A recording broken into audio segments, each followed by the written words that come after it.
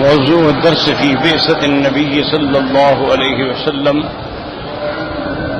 سورة الجمعة تفسير ابن كثير. الحمد لله رب العالمين والصلاة والسلام على أشرف الأنبياء وسيد المرسلين سيدنا محمد وعلى آله وأصحابه أجمعين. اللهم صل على سيدنا محمد وعلى آل سيدنا محمد كما صليت على إبراهيم وعلى آل إبراهيم في العالمين إنك حميد مجيد. أعوذ بالله من الشيطان الرجيم. بسم الله الرحمن الرحيم.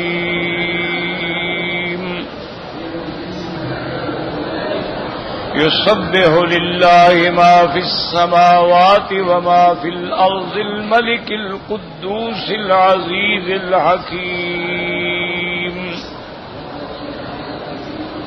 هو الذي بعث في الأميين رسولا منهم يتلو عليهم آياته ويزكيهم ويعلمهم الكتاب والحكمة وإن كانوا من قبل لفي ضلال مبين. وآخرين منهم لما يلحقوا بهم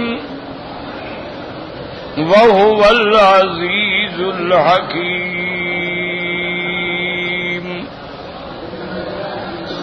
ذلك فضل الله يؤتيه من يشاء والله ذو الفضل العظيم. اللہ تبارک و تعالی نے کلام مقدس کی ان آیات مبارکہ میں سب سے پہلے تو اپنی عظمت کا بیان فرمایا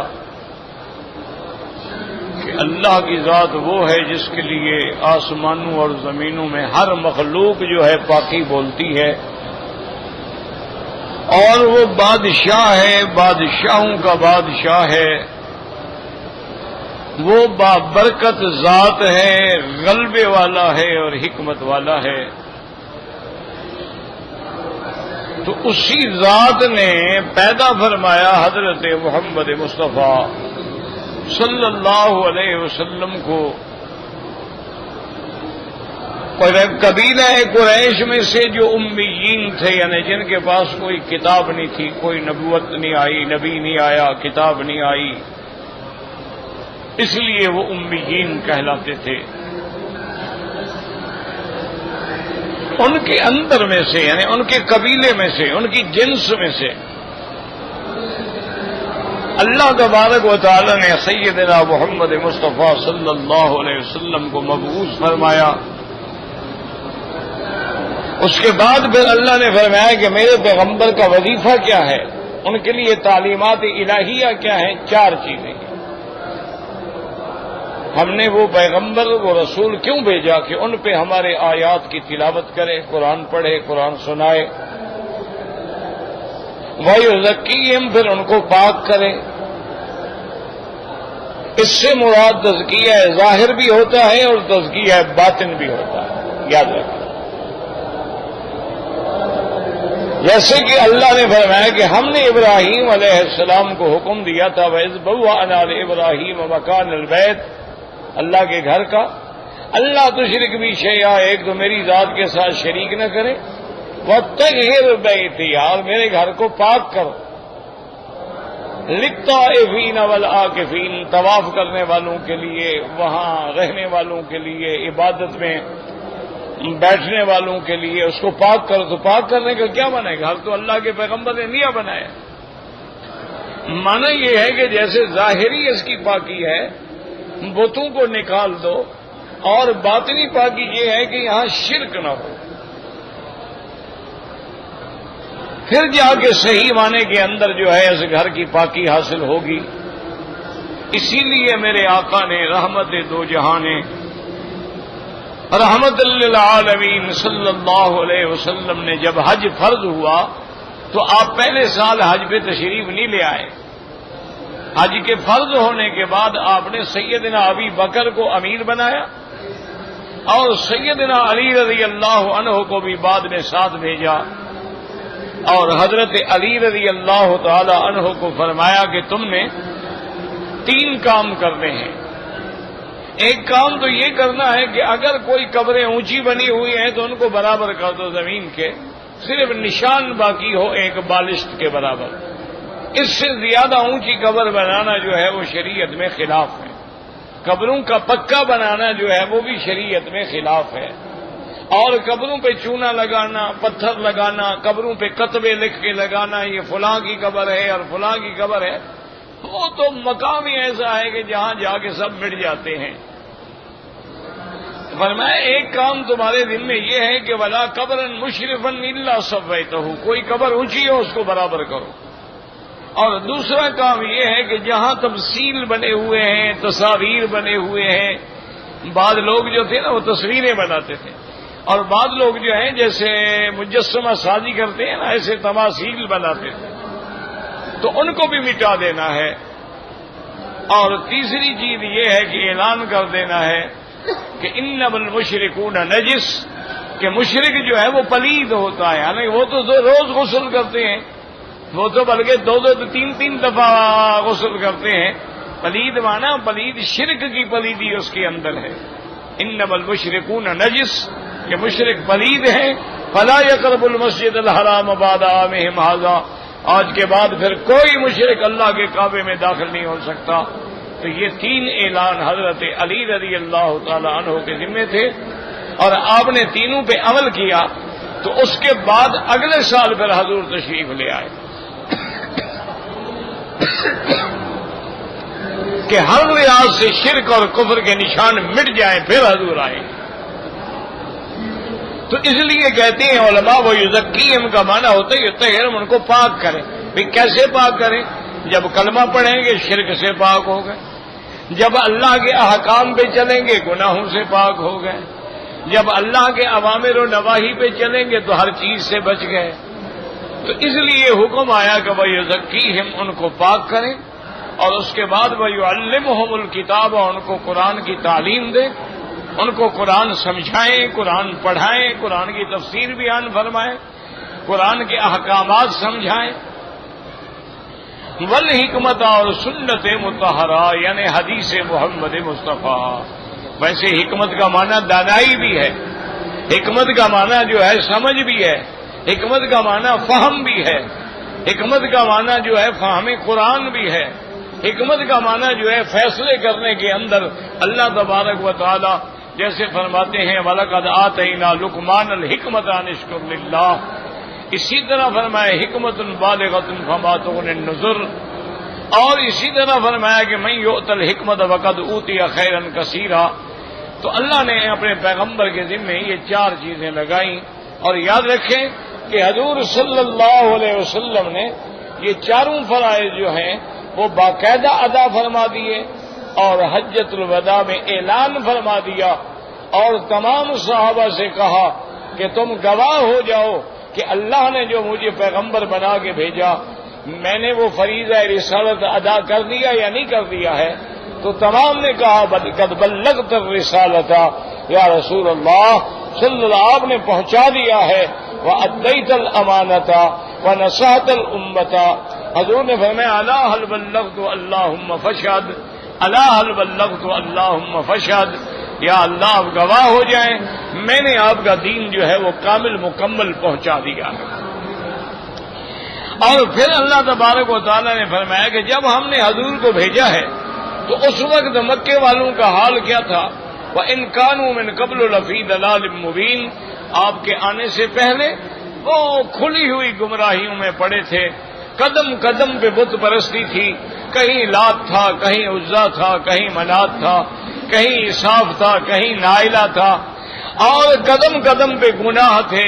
شراب نوشی تھی, ڈاکہ تھا, زنا تھا, اور یہ ان کے نزدیک نعوذ باللہ کوئی عیب بھی نہیں سمجھا جاتا تھا. اپنی لڑکیوں کو زندہ دفن کر دیتے تھے, ظلم کرتے تھے, ڈاکے مارتے تھے اور اس پہ فخر کرتے تھے.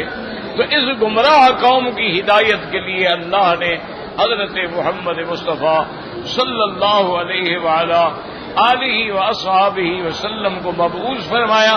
اس لیے بیان کر دیا وَإِن كَانُوا مِن قَبْلُ لَفِي ضَلَالٍ مُبِينٍ. اب یہ بھی یاد رکھیں کہ حضور کے زمانے میں جو تزکیہ تھا نا, وہ تو سب سے بڑی کیمیا نظر تھی میرے مدنی محمد مصطفیٰ, کہ بس حضور کی نظر پڑی اور صحابی نے ہاتھ میں ہاتھ دیا, کلمہ پڑا, پاک ہو گیا. وہ تو مقام ہی الگ تھا نا. اب اگر کوئی تزکیہ یعنی اپنا باطن کو صاف کرنا چاہے تو یاد رکھو اس کا طریقہ یہ ہے کہ اللہ والوں کی صحبت اختیار کرے. اسی لیے ہمیں قرآن حکم دیتا ہے اہدنا الصراط المستقیم, یا اللہ ہمیں سیدھی راہ دکھلا. اور سیدھی راہ ہے کس کی؟ فرمایا صراط الذین انعمت علیہم, ان لوگوں کا راستہ جن پہ تو نے انعام فرمایا ہے. اب انعام کن پہ فرمایا ہے؟ دوسری جگہ آیت بیان, یہ قاعدہ ہے قرآن کا, ایک جگہ اجمال ہوگا, دوسری جگہ تفصیل ہوگا. ایک جگہ ابہام ہوگا, دوسری جگہ بیان ہوگا. فرمایا اولئک مع الذین انعم اللہ علیہم من النبیین والصدیقین والشہداء والصالحین وحسن اولئک رفیقا. انعام والے کون ہیں؟ انبیاء, صدیقین, شہداء اور صالحین. اور کیا ان کا بہتر سنگت ہے. تو اب اصلاح کیسے ہوگی کہ ہم کسی اللہ والے کی صحبت میں رہیں؟ پھر اللہ والے جتنے اولیاء گزرے ہیں یاد رکھو ان کی اصلاح کرنے کے طریقے مختلف ہوتے ہیں. جیسے میں نے پہلے بھی بتایا تھا نا, ایک آدمی ایلوپیتھی دوائی دیتا ہے, ایک آدمی ہومیوپیتھک دیتا ہے, ایک آدمی یونانی دوائی دیتا ہے, ایک آدمی ہربل کی بنی ہوئی دوائی دیتا ہے, ایک آدمی آکو پنکچر سے علاج کرتا ہے, ایک آدمی جو ہے پریشر پوائنٹ سے علاج کرتا ہے. یہ علاج ہے, جسمانی علاج ہے. اسی طرح پھر روحانی علاج ہے کہ اللہ والے بھی یہ دیکھتے ہیں کہ اس بندے میں مرض کیا ہے.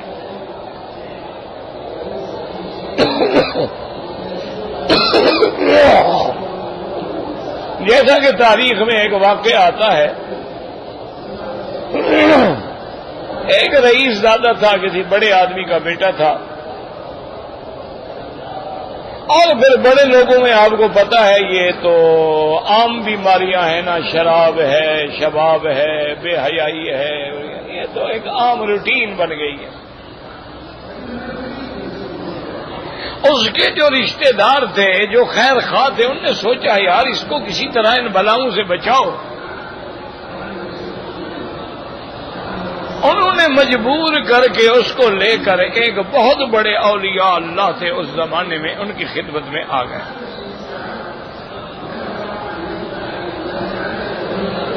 اور انہیں آگے عرض کیا کہ حضرت یہ فلاں کا بیٹا ہے, اس کو ہم آپ کی خدمت میں لائے ہیں, آپ اس کی بیعت کریں.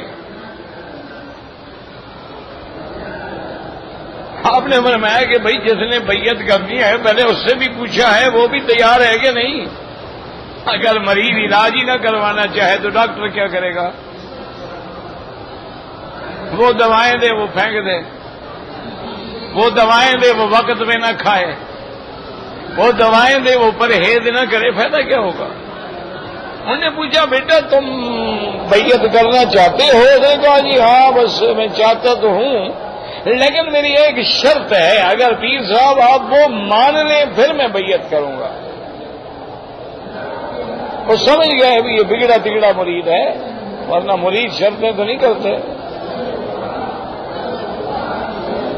اللہ والے تھے وہ سمجھ گئے، انہوں نے کہا بھی یہ کچھ زیادہ ٹیڑھا آدمی ہے۔ انہوں نے کہا اچھا ہاں بیٹا بتاؤ کیا شرط؟ انہوں نے کہا دیکھیں جی بات میں کرتا ہوں سیدھی، میری ایک عادت ہے میں جھوٹ نہیں بولتا۔ آپ نے فرمایا بڑی اچھی بات ہے۔ تو انہوں نے کہا جی میں بیعت کروں گا، لیکن ایک میں شراب اور ایک عورت، یہ دو چیزیں میں نہیں چھوڑ سکتا۔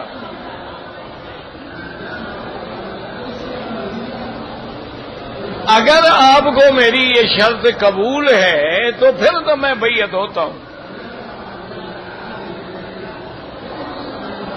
اللہ والے تھے نا وہ، اس لیے میں نے کہا نا کہ معالج سمجھتا ہے نا کہ مریض کا علاج کیسے کرنا ہے۔ ہمارے جیسا مولوی ہوتا تو فوراً کفر کا فتویٰ بھی ٹھوک دیتا پیر صاحب پہ۔ انہوں نے کہا اچھا بھائی تمہاری یہ شرط مجھے منظور ہے، لیکن ایک میری بھی شرط ہے، ہم نے تمہاری بات مان لی ہے تو تم بھی پھر ایک ہماری بات مانو گے۔ انہوں نے کہا کہ بس یہ دو چیزیں نہ چھڑائیں اور جو مرضی آئے گا۔ انہوں نے کہا میری کوئی لمبی چوڑی شرط نہیں، صرف ایک شرط ہے کہ نماز وقت پہ پڑھا کرو، اور نماز جماعت سے پڑھا کرو مسجد میں، ورنہ اپنی جماعت کراؤ۔ تم بڑے آدمی ہو، ایک مولوی رکھ لو، امام رکھ لو۔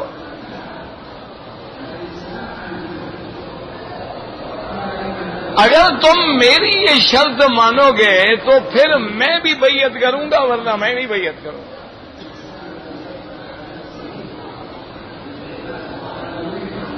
تو اس نے کہا کہ جی ٹھیک ہے مجھے بھی آپ کی شرط منظور ہے۔ نے کہا ہمیں بھی آپ کی شرط منظور ہے۔ اب عام لوگ حیران ہو رہے تھے بھی یہ کیسا بزرگ ہے، نعوذ باللہ، اس کو زنا کی اور شراب کی اجازت دے رہے ہیں۔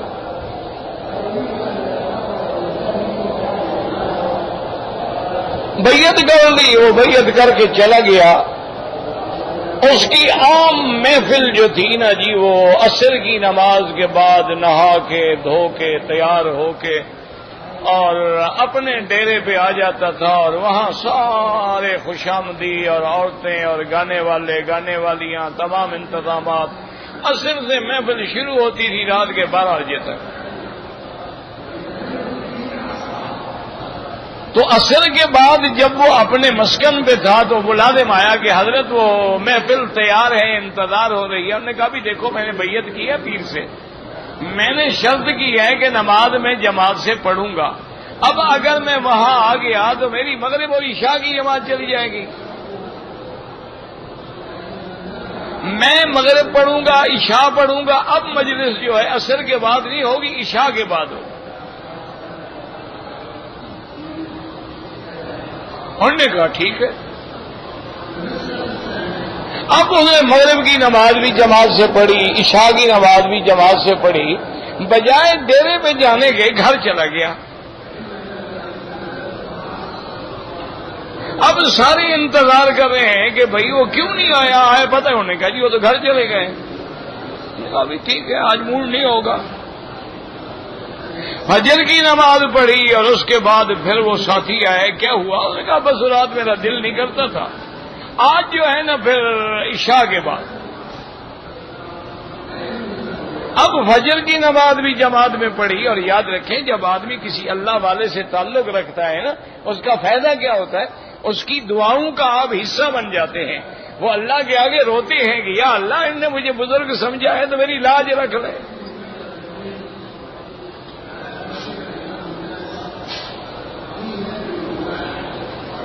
مجھے اپنے والد مکرم نے رحمت اللہ علیہ نے، حضرت مولانا خیر محمد صاحب نے خود سنایا تھا واقعہ۔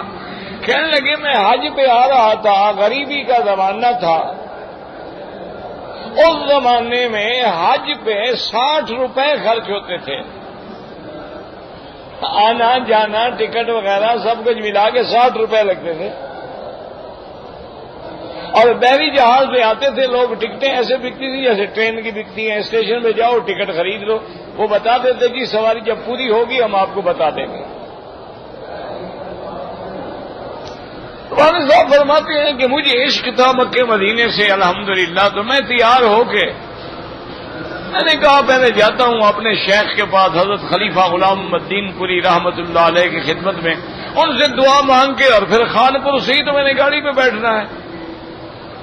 وہ فرماتے ہیں کہ میں آیا تو حضرت ایک جیسے چھوٹی سی بگی ہوتی تھی نا اس پہ آ رہے تھے، میں نے ہاتھ کھڑا کیا، بگی روک دی، پہچان لیا، خیر محمد کیسے آئے؟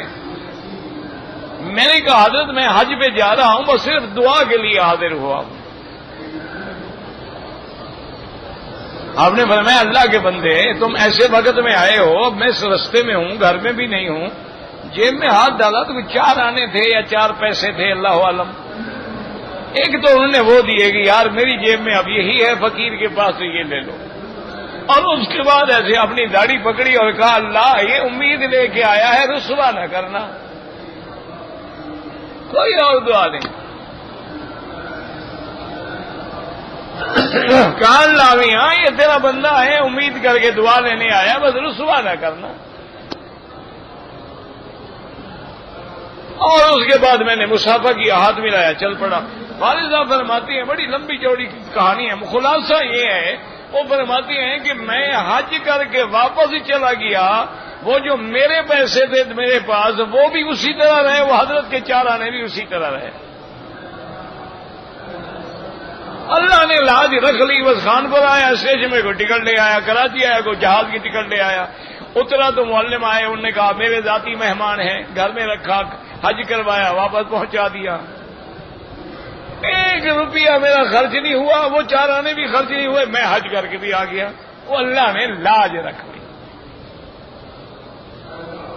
تو اس لیے ہمیشہ یاد رکھیں کہ بیعت کا معنی ہی یہ ہوتا ہے کہ جب نسبت ہو جاتی ہے، آدمی کا تعلق ہو جاتا ہے، جیسے دیکھو نا ایک ذمہ دار کے دروازے پہ میراثی ہوتا ہے، تو اس کے میراثی کو کوئی تھپڑ مار دے تو ذمہ دار آگ بگولا ہو جاتا ہے کہ یہ میرا میراثی ہے، میرا غلام ہے، میرے دروازے تم نے کیسے جرأت کی؟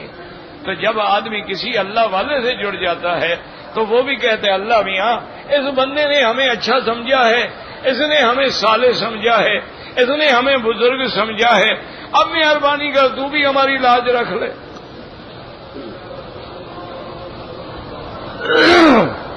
تو نسبت جو ہے نا جی وہ بڑی چیز ہوتی ہے۔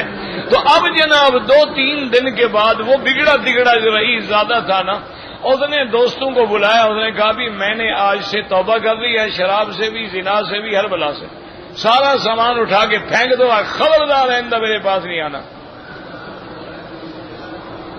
کیوں؟ اللہ والے نے ایک علاج بتلا دیا کہ نماز پڑھو، اور پھر قرآن کہتا ہے کہ نماز برائی سے روک دیتی ہے، تو جب اس نے نماز شروع کی برائی ختم ہو گئی۔ ان الصلاۃ تنہی عن الفحشاء والمنکر۔ لیکن آج کل اللہ والوں کو تلاش کرنا بڑا مشکل ہے، اور جو ہوتے ہیں وہ اپنے آپ کو ظاہر نہیں کرتے، اور جو ظاہر کر رہے ہیں تو یہ تو فقیر شکیر نہیں ہوتے، یہ تو مداری لوگ ہیں، پیسہ بنانے کے لیے ایک ڈھونگ رچایا ہوا ہے۔ جو صحیح معنی میں اولیاء اللہ ہیں وہ تو اپنے آپ کو مٹاتے ہیں، چھپاتے ہیں، کسی کو پتہ لگ جائے وہ چلے جاتے ہیں۔ حضرت حبیب اللہ لاہوری رحمت اللہ علیہ کو میں نے بھی زیارت کی ہے، دیکھا ہے، ان کا کوئی عجیب انداز تھا کہ طواف میں ہیں تو بس طواف ہی کر رہے ہیں، سارا دن طواف ہے، ساری رات طواف ہے، نماز پڑھی، فرض پڑھا، پھر طواف۔ اچھا کچھ دن پھر طواف نہیں ہے، نفلیں ہیں، بس سارا دن ساری رات مصلی پہ کھڑے ہیں۔ کچھ دن نفل بھی نہیں ہے، تلاوت قرآن ہے، بس بیٹھے ہیں، کھڑے ہیں، قرآن ہے، چل رہے ہیں، قرآن ہے۔ اگر آپ نے کسی دن ان کو ملاقات کر لی تو دوسرے دن وہ وہاں نہیں ہوں گے۔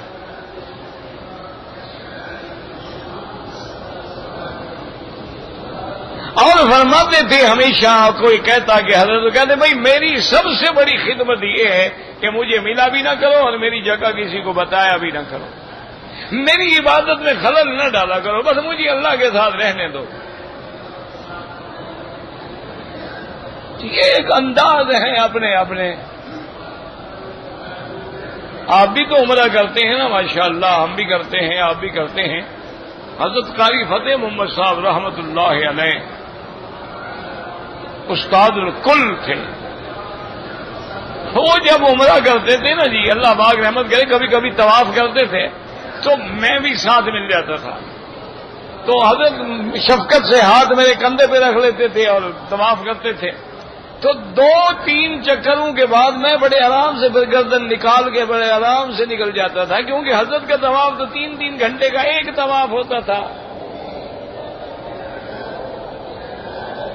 اگر حضرت نے صفا مروا دوڑنا ہے تو بس جناب 1 گھنٹہ صفا پہ کھڑے ہیں اور دعائیں ہو رہی ہیں اور رو رہے ہیں اور رو رہے ہیں اور رو رہے ہیں، پھر مروا پہ کھڑے ہیں، دعائیں ہو رہی ہیں اور جناب دعا ہی دعا ہے۔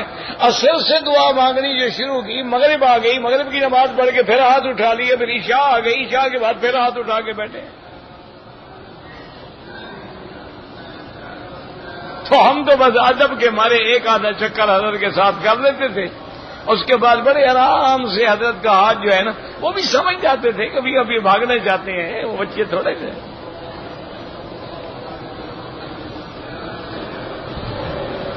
معذور ہو گئے، فالج ہو گیا، نابینا تھے، ویل چیئر پہ تھے، صف اول میں ہمیشہ مدینے پاک میں نماز پڑھی، کوئی نماز صف اول کے بغیر نہیں ہوئی۔ بڑے لوگ تھے، ایک دفعہ میں گاڑی چلا رہا تھا، میرے ساتھ ہی بیٹھے تھے، میں ان کو لے کے مدینہ شریف سے آ رہا تھا۔ اچھا وہ قرآن شریف پڑھ رہے تھے، پڑھتے پڑھتے میرے کندھے پہ ایسے سر رکھ کے سو جاتے۔ اچھا سو بھی پکے سو جاتے، خراٹے۔ اچھا جب آنکھ کھلتی، جہاں منظر روکی تھی وہیں سے شروع کرتے، بجا رہے ایک آیت آگے ہو یا ایک آیت پیچھے ہو۔ کہاں سے ایسے لوگ لے آؤ گے؟ آج کل تو مداری ہیں، ٹیلی ویژن پہ بیٹھے ہیں، روز نئے نئے لباس ہیں، نئے نئے ڈھنگ ہیں، نئی تراش ہے، نئی خراش ہے، اور پوری امت محمد مصطفیٰ کو دھوکہ دے رہے ہیں۔ 1 منٹ میں استخارہ ہو جاتا ہے، 1 منٹ میں اندر باہر کی خبریں دے رہے ہیں۔ یہ کوئی پیر شیر نہیں ہے، یاد رکھو، یہ تو بزرگوں کے نام پہ داغ ہیں، زاغوں کے تصرف میں عقابوں کے نشے من۔ اولیاء اللہ جو ہیں، اللہ اکبر اللہ اکبر اللہ اکبر۔ کیا کیا آدمی واقعہ بتا۔ یہاں ایک مجذوب ہوتے تھے، حرم شریف کے باہر بیٹھے رہتے تھے،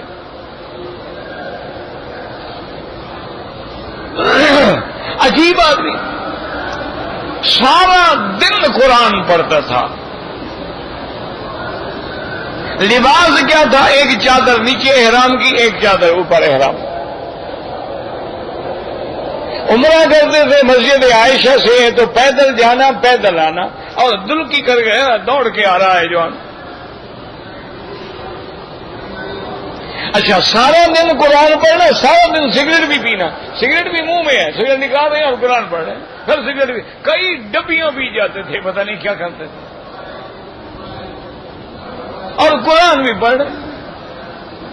میرے ایک ساتھی تھے، دوست تھے، مولوی تھا، عالم تھا، حافظ تھا، میرا ساتھی ہم سے نکلا، میں نے کہا یار یہ اللہ والا آدمی ہے، خیال کیا کرو اس کا۔ کہہ رہے ہیں مکی صاحب بس آپ کبھی کبھی تو بڑے پکے وہابی بن جاتے ہیں اور کبھی اتنے ڈھیلے ہو جاتے ہیں، جس کو دیکھا وہ بھی مجذوب ہو گیا۔ تمہارا بھی کوئی پتہ نہیں لگتا، بلوچ آدمی ہو، کبھی ادھر کبھی ادھر، کوئی پتہ نہیں۔ میں نے کہا نہیں یہ اللہ والا ہے۔ میں نے کہا یار یہ اللہ والا سگریٹ پی رہا ہے۔ میں نے کہا اللہ کے بندے یہ اللہ والا ہے، مجھے محسوس ہوتا ہے کہ یہ خالی نہیں ہے۔ اور پھر بڑی بات یہ ہے کہ اس کی کسی پہ نظر نہیں ہے، نہ پیسے پہ نظر۔ انہوں نے کہا مکی صاحب چھوڑے ایسی بات، کوئی 2 روپے دے گا نہیں لے گا، 100 ریال دو، دیکھے پھینک دے۔ میں نے کہا چلو تم تجربہ کرو۔ اس نے 100 ریال نکالا جی، بڑے ادب سے جا کے پیش کیا کہ حضرت یہ ہدیہ کو ایسے دیکھا، فرمایا ان المنافقین یخادعون اللہ وهو خادعهم، دوڑ جاؤ منافق، میرا امتحان لینے آئے ہو۔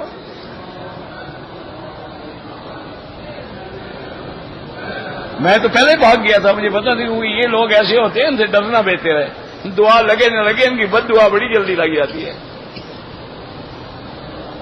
فوراً ایسے دیکھو کانپنے لگ گیا مولوی صاحب، آیا کہتے یار آپ ٹھیک کہتے تھے، میں نے کہا ٹھیک کی بات ہے، اب میں نے کہا پتہ لگ گیا، سن لیا نا اچھی طرح، اور ہمیں بھی پتہ لگ گیا کہ آپ منافق ہیں۔ کہتا ہے یار میری توبہ استغفر اللہ، بس آئندہ مجھے ایسے اللہ والوں کے پاس نہ بھیجا کرنا۔ میں نے کہا تم اللہ والوں کے پاس جاؤ گے کیوں؟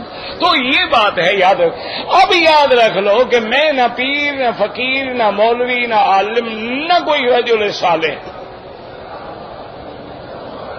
اب اللہ والوں کا ملنا مشکل ہے۔ اب علاج کیا ہے کہ ہم تزکیہ کیسا کریں؟ تو یاد رکھیں، ایک استغفار پڑھا کریں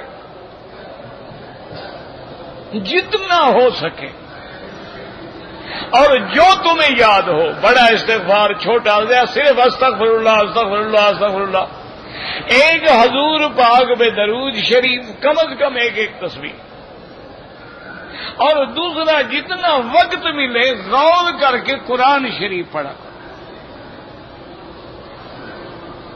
اگر حافظ بھی ہو پھر بھی دیکھ کے قرآن پڑھا کرو، اور جب قرآن پڑھو تنہائی ہو، علیحدگی ہو، کوئی دوست ساتھ نہ ہو، الگ بیٹھ کے پاک کپڑے پاک لباس خوشبو لگا کے قرآن اونچی جگہ پہ رکھ کے بڑے غور سے ایک ایک لفظ پہ غور کر کے پڑھے، بسم اللہ الرحمن الرحیم۔ یہ جو ہم پڑھتے ہیں نا جی، میں روز سے 12 منزل پڑھتا ہوں، پڑھتے یہ کون سا قرآن ہے؟ یہ تو اور ہم پر اللہ کا عذاب آتا ہے کہ میرے کلام کو بگاڑ کے پڑھ رہے ہو۔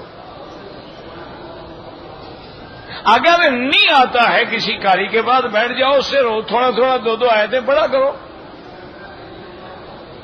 ایک قرآن کی تلاوت اور دوسرا استغفار، درود شریف اور فرض نماز کسی حال میں نہیں چھوڑنی۔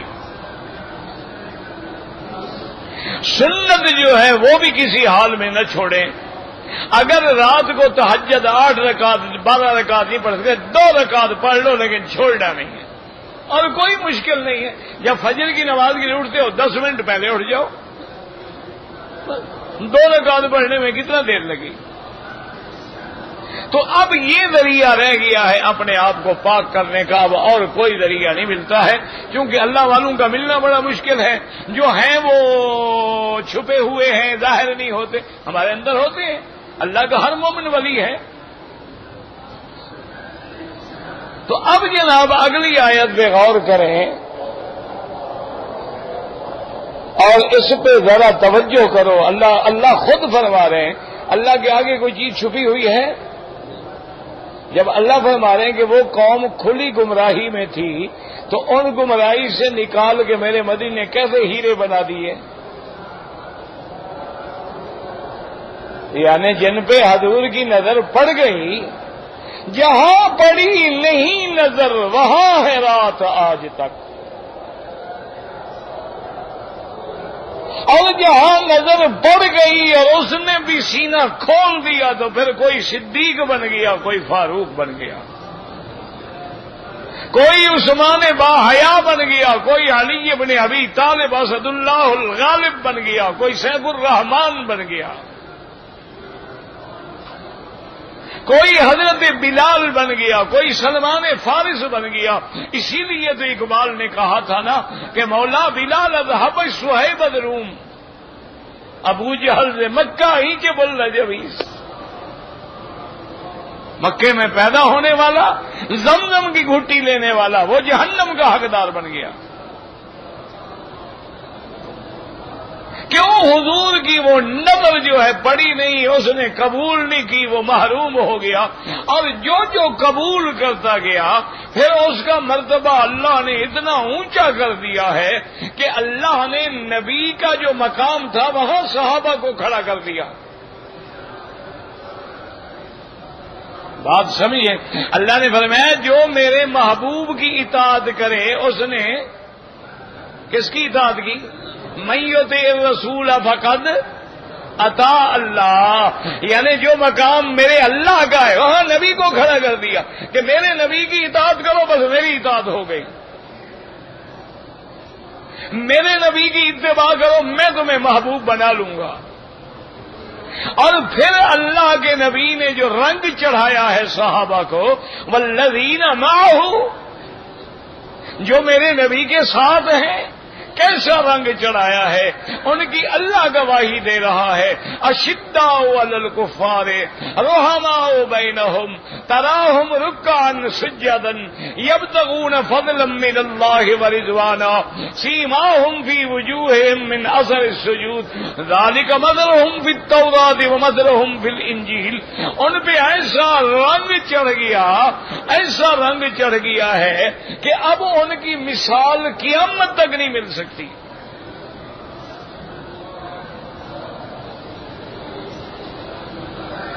اسی لیے امام شافعی رحمت اللہ علیہ نے فرمایا کہ یاد رکھو صرف 3 جماعتیں ہیں، چوتھی کوئی جماعت نہیں ہے، یاد رکھ لو۔ انہوں نے کہا صرف 3 جماعتیں، والسابقون الاولون من المہاجرین والانصار والذین اتبعوهم بإحسان رضی اللہ عنہم ورضوا عنہ۔ امام شافعی فرماتے ہیں ایک جماعت مہاجرین کی ہے اور ایک جماعت انصار کی ہے۔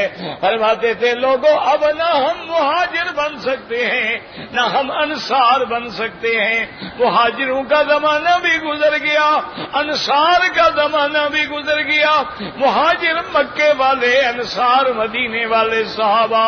فرمایا اب صرف تیسری قسم ہے کہ والذین اتبعوہم، اور جو ان کی پیروی کریں گے، جو مہاجرین و انصار کی اتباع کریں گے اور پرخلوص اتباع کریں گے، اللہ ان پہ راضی ہوگا۔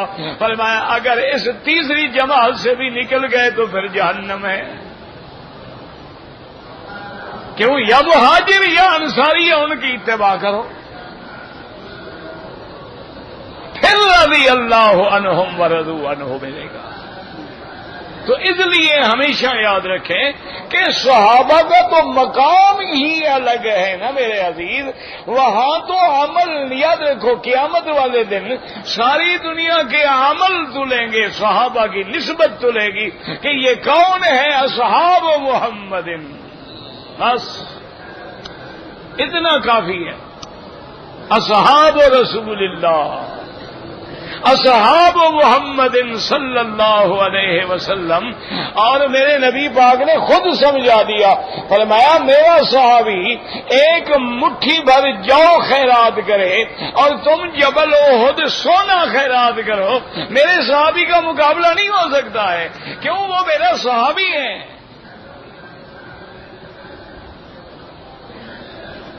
یعنی ایک مٹھی بھر جو اور کہاں جبل احد اور سونے کا پہاڑ۔ تو اس لیے علماء نے کہا کہ وہاں تو نسبت ہوگی نا، تو یہ کون ہے؟ انہوں نے کہا صحابی ہے، بس بات ختم ہو گئی۔ اسی لیے محدثین بھی کہتے ہیں کہ اگر سند کے اندر ایک آدمی راوی ہے لیکن نام کا پتہ نہیں ہے، لیکن ہے کہ رجل من اصحاب النبی صلی اللہ علیہ وسلم یا رجل ممن صحب النبی صلی اللہ علیہ وسلم، تو سند کا کوئی فکر نہیں ہے، کیونکہ جس نے حضور کا صحابی ہے وہ سچا ہے۔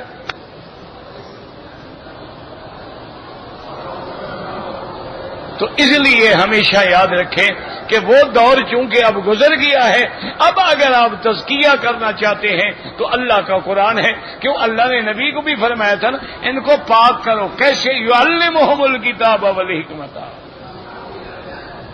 کہ ان کو قرآن کی تعلیم دو، ان کو سنت سمجھاؤ.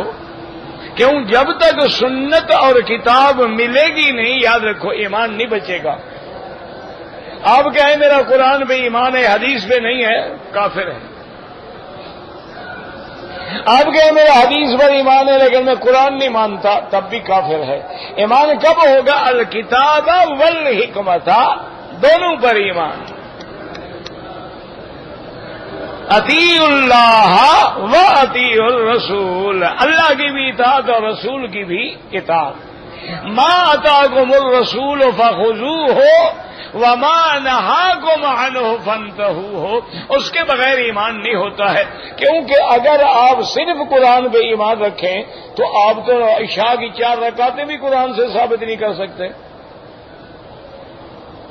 آپ تو فجر کی 2 رکعتیں بھی قرآن سے ثابت نہیں کر سکتے، آپ تو زکوٰۃ کا نصاب بھی قرآن سے ثابت نہیں کر سکتے. کیوں؟ قرآن تو کہتے ہیں نماز قائم کرو. کیسے قائم کریں؟ اس کے ارکان کیا ہیں، شروط کیا ہے، واجبات کیا ہیں، سنن کیا ہے، مستحبات کیا ہے، یہ ہمیں کیسے معلوم ہوگا؟ تو یہ بھی ایک فتنہ ہے کہ قرآن کا نام لے کے حدیث کا انکار کر دو، یا حدیث کا نام لے کے فقہا کا انکار کر دو، پھر بھی گاڑی نہیں چلے گی. حدیث سمجھے گا کون؟ فَلْيَتَفَقَّهُوا مَن يُرِدِ اللَّهُ بِهِ خَيْرًا، جس کے ساتھ اللہ بھلائی چاہتے ہیں، فَقَّهُ فِي الدِّينِ، اس کو دین کی سمجھ دیتے ہیں. اسی لیے بڑے بڑے اہل علماء حدیث جو گزرے ہیں، اللہ ان کی قبروں پہ کروڑوں رحمتیں فرمائے، وہ کہتے تھے خدا کے بندے، نحن الصیادلہ، ہمارا کام تو ایسے ہے کہ جیسے کمپیوٹر دوائیں سجا دیتا ہے، ہم نے حدیثیں جمع کر دی. طبیب اور حکیم جو ہے وہ تو فقیہ ہے، وہ بتائے گا کہ اس حدیث کا کیا مطلب ہے. ہمارے ذمہ حدیثیں جمع کرنا ہے، اور ان میں دیکھنا ہے کہ کوئی راوی ایسا تو نہیں ہے کذاب ہو، وضاع ہو، جھوٹا ہو. کوئی راوی ایسا تو نہیں ہے کہ جو رافضی ہو، معتزلی ہو، قدری ہو، کرامی ہو. یہ ہمارا کام ہے. لیکن اس حدیث سے احکام کیا نکلتے ہیں، یہ فقہا کا کام ہے. اب جناب اگلی آیت میں آپ یہاں تک الحمدللہ پڑھ چکے ہیں، اور یہاں بھی اللہ پاک نے فرما دیا ہے وَآخَرِينَ مِنْهُمْ لَمَّا يَلْحَقُوا بِهِمْ وَهُوَ الْعَزِيزُ الْحَكِيمُ. اب علماء فرماتی ہیں اس کا عطف جو ہے پہلی آیت پہ ہے، هُوَ الَّذِي بَعَثَ فِي الْأُمِّيِّينَ،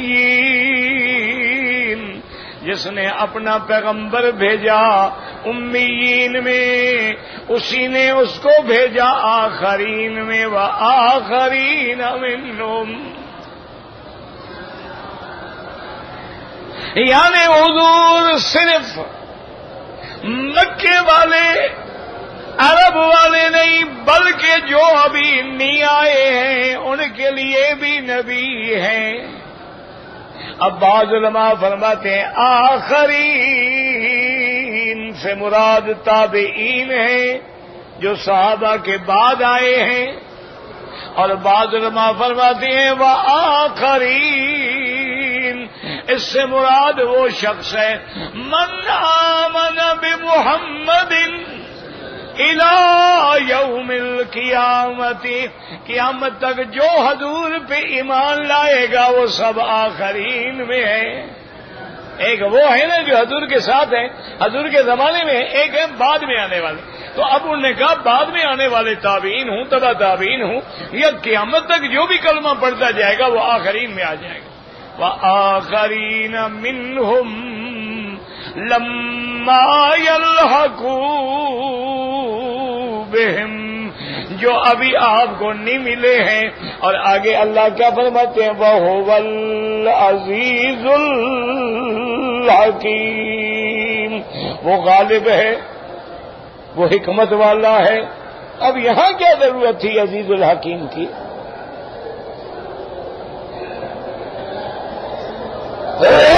بھائی اللہ نے یہاں کیوں فرما دیا؟ تو اشارہ ہوا کہ میرا اللہ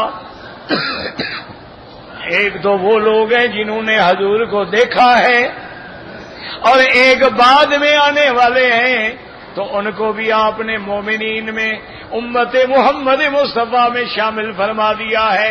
حالانکہ جو قریب ہیں اور وہ تو قیامت تک بعید ہیں. اللہ نے فرمایا میں غالب ہوں، میں جو چاہے کر دوں. میں آخرین کو بھی اولین سے ملا دوں، میری مرضی ہے. اور میں آخرین میں ایسے ایسے لوگ پیدا کروں جو کام اولین نے بھی نہ کیا ہو. اس لیے فرمایا وآخرین منہم لما یلحقوا بہم وہو العزیز. اور آگے فرمایا الحکیم. میری کسی بات پہ اعتراض نہ کیا کرو، میں حکمت والا، میں دانائی والا. میرا ہر کام جو ہے وہ عین حکمت کے مطابق ہوتا ہے. اس میں بھی میری حکمتیں ہیں. وہ کام صحابہ سے میں نے اپنا کام لیا ہے، لیکن بعد میں آنے والوں نے. اب آپ دیکھ لیں کہ آج جتنی سیاست کی کتابیں ہیں، بخاری ہے، مسلم ہے، ترمذی ہے، ابن ماجہ ہے، یاد رکھیں یہ تو صحابہ نے نہیں لکھی ہے، بعد والوں نے لکھی. اللہ نے کیسے کام لیا؟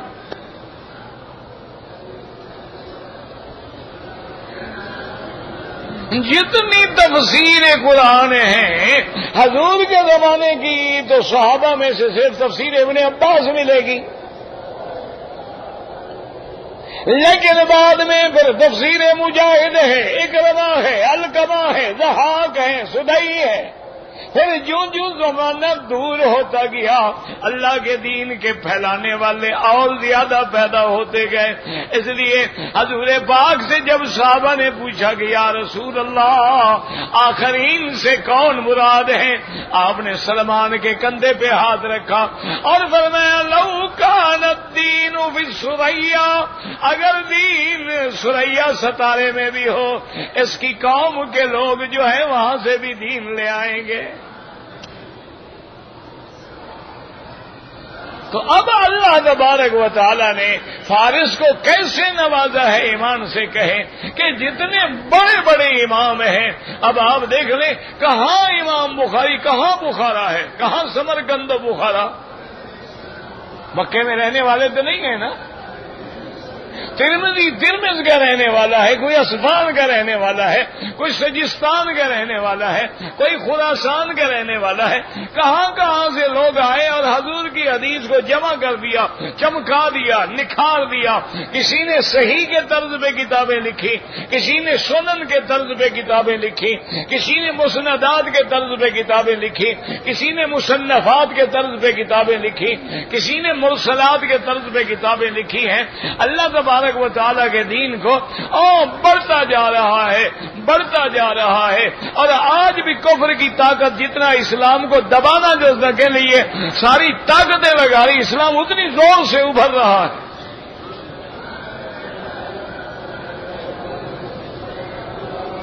وآخرین منہم لما یلحقوا بہم وَهُوَ الْعَزِيزُ الْحَكِيمُ. میرا اللہ بعد والوں کو اتنا اونچا کیوں کیا؟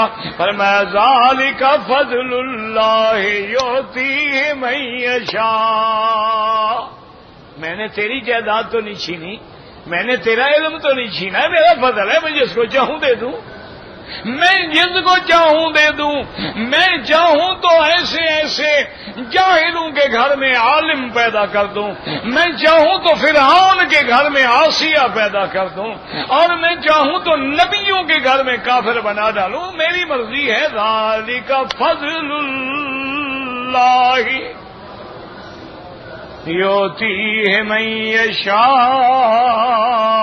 اور بعض علماء نے فرمایا کہ مدنی پاک کا بھیجنا، امیین میں پیدا کرنا، یہ میرا فضل ہے.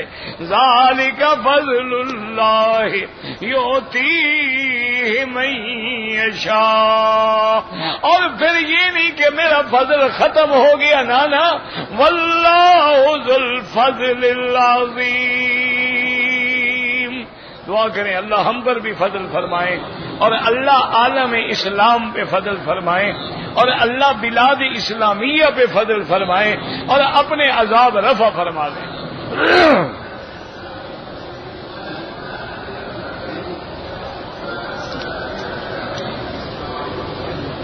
حج تمتع کا معنی یہ ہوتا ہے حج کے مہینے میں عمرہ کرے. حج کے مہینے کیا ہے؟ شوال، ذوالقعدہ، ذی الحجہ. ان میں عمرہ کر کے احرام کھول دیں، پھر 8 تاریخ کو حج کا احرام باندھ کے حج کرے. یہ تمتع ہے. مکے میں رہنے والے حج مفرد کریں گے، ان کا تمتع ہوتا ہی نہیں.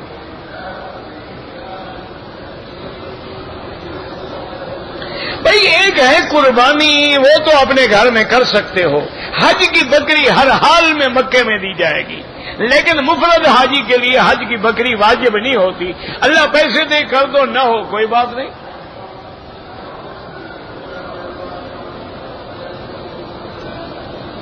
کہتے جی کہ کم رش ہوتا ہے تو امام صاحب پیچھے چلے جاتے تاکہ وسعت ہو جائے، طواف والوں کو آسانی ہو جائے. اور کیا ہوتا ہے؟ اب دیکھیں امام صاحب پیچھے چلے گئے، آرام سے طواف ہو جاتا ہے. اور جب رش بڑھتا جائے گا، چونکہ ہمارے حاجی تو امام کے بھی آگے کھڑے ہو جاتے ہیں، پھر وہ مجبور ہو کے کعبے کے پاس آتے ہیں. کیا کریں؟ ہمارے حاجی تو بادشاہ ہیں نا جی.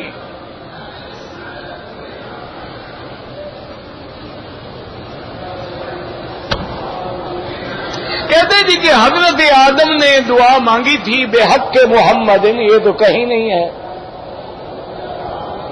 بھائی دعا حضرت آدم کی قرآن میں موجود ہے. قرآن کے بعد بھی تمہیں اور کتابیں دیکھنے کی کیا ضرورت پڑ گئی ہے؟ قرآن نے بتلا دیا فتلقى آدم من ربہ بکلمات. اللہ نے کلمات سکھلائے ہیں. وہ کیا ہے؟ ربنا ظلمنا انفسنا ان لم تغفر لنا وترحمنا لنکونن من الخاسرین.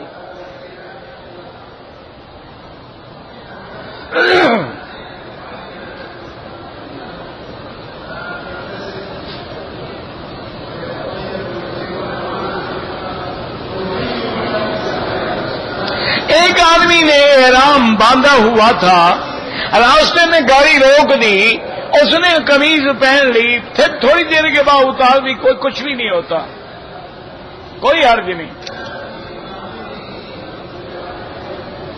اگر احرام کی حالت میں کوئی چوٹ لگ جائے اور خون نکل آئے تو کوئی بات نہیں. یہ اچھی بات ہے کہ خون بھی تمہارا نکلے اور شریعت جرمانہ بھی تم پہ کرے. یہ اچھا مسئلہ ہے.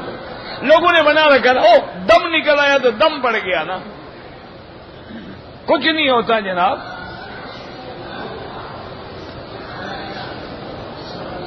اذان میں صلاۃ پڑھنا، اذان میں صلاۃ تو نہیں ہوتی، اذان تو اذان ہے. اس سے پہلے جو صلاۃ و سلام پڑھتے ہیں وہ بدعت ہے. نماز کے فوراً بعد بھی حضور پاک ذکر فرماتے تھے سبحان اللہ، الحمدللہ، اللہ اکبر، لا الہ الا اللہ وحدہ لا شریک لہ.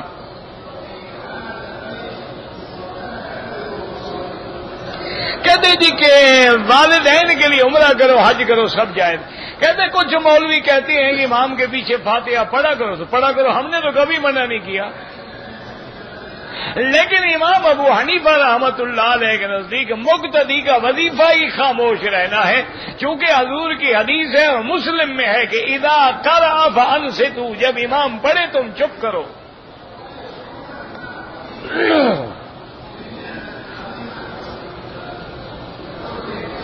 کہتے جی کہ اولاد نافرمان ہے.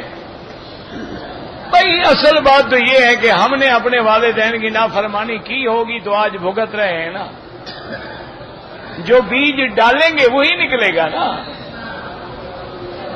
علاج کیا ہے؟ ایک تو اولاد کی غلطیوں کو معاف کر دو.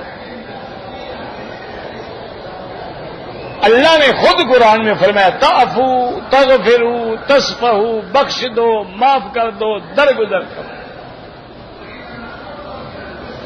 اور دوسری بات وہی ہے، حضرت تھانوی رحمت اللہ علیہ کی کسی کتاب میں نے دیکھا تھا، انہوں نے لکھا کہ ہم جس دور میں گزر رہے ہیں، اگر استاد ہو تو شاگرد بن کے رہو، پیر ہو تو مرید بن کے رہو، خاوند ہو تو بیوی بن کے رہو، باپ ہو تو اولاد بن کے رہو، پھر گاڑی چلے گی۔ ان کو باپ بنا لو، تم بیٹے بن جاؤ،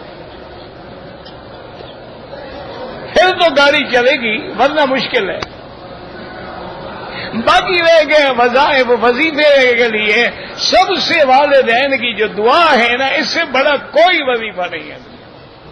ویسے جو قرآن میں دعا ہے نا، ربنا ہب لنا من ازواجنا وذریاتنا قرۃ اعین وجعلنا للمتقین اماما، وہ پڑھا کریں۔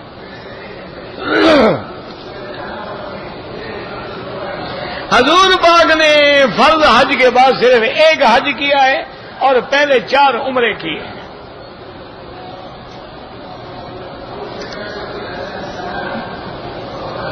اگر آدمی عمرے پہ آئے، پہلا ہو یا دوسرا، افضل یہ ہے کہ اس طرح پھروائے۔ اگر اس طرح نہ پھروائے تو جتنے بال، مثلا اتنے بال ہیں لمبے، تو چوتھا حصہ بالوں کا سارے سر کا کٹ جائے۔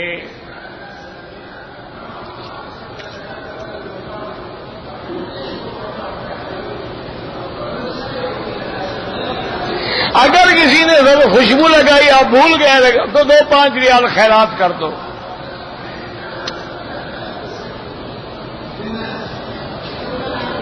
کہتے جی کہ رمضان المبارک کے مہینے میں افطار کے وقت دعا قبول ہوتی ہے۔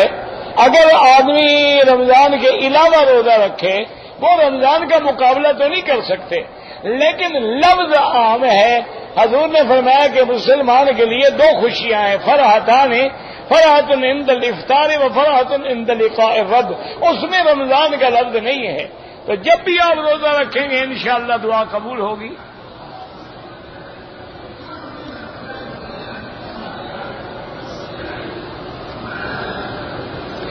ایک آدمی نے اپنی لڑکی کی شادی کے لیے 60,000 روپے جمع کیے ہیں، کیا اس پہ زکوٰۃ دے گا؟ لڑکی کو دینا چاہتا ہے، اللہ کا حق کھانا چاہتا ہے، اچھا آدمی ہے بھائی، بالکل زکوٰۃ دے گا، کیوں نہیں دے گا؟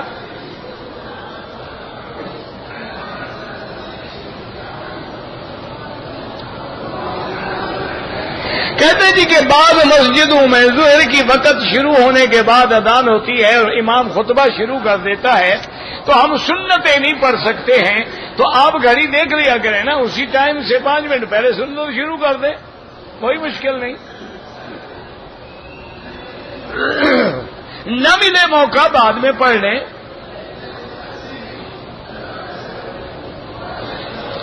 میرے پاس عربی خط کا قرآن ہے، میں حرم سے اردو انداز میں لکھا ہوا نہیں، حرم میں جو وقف حرم ہے وہ آپ نہیں لے جا سکتے۔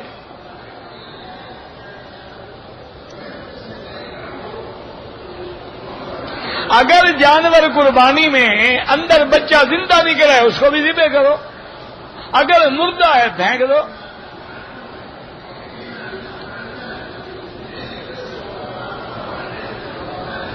ذی الحجہ کی 9 تاریخ کے بعد جو تکبیر پڑھی جاتی ہے وہ کم از کم 3 دفعہ اللہ اکبر اللہ اکبر اللہ اکبر اللہ اکبر لا الہ الا اللہ اللہ اکبر وللہ الحمد، اس کو 3 دفعہ کم از کم، زیادہ جتنا مرضی آئے پڑھتے رہیں۔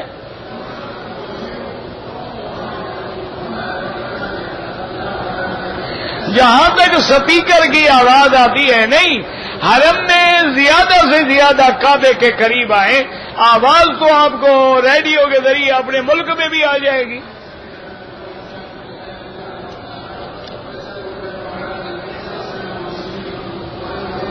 کہتے جی کہ ہمارے ملک میں کچھ لوگ ہیں، وہ کہتے ہیں کہ قبر میں کوئی زندہ نہیں، تو انہوں نے قبر میں جا کے دیکھا ہوگا، ہم تو ابھی گئے نہیں، مرنے کے بعد پتہ لگے گا انشاءاللہ۔ تو اگر کوئی زندہ ہی نہیں تو پھر یہ عذاب کس کو ہوتا ہے؟ پھر یہ جو حدیث میں آتا ہے کہ اس کی قبر کھول دی جاتی ہے، اس کے لیے جنت کی کھڑکیاں کھل جاتی ہیں، اندر فرشتے آ کے سوال کرتے ہیں من ربوں کا ما دینوں کا ما تقول فی کیا، یہ کس سے سوال کرتے ہیں؟ اندر تو کوئی ہے ہی نہیں۔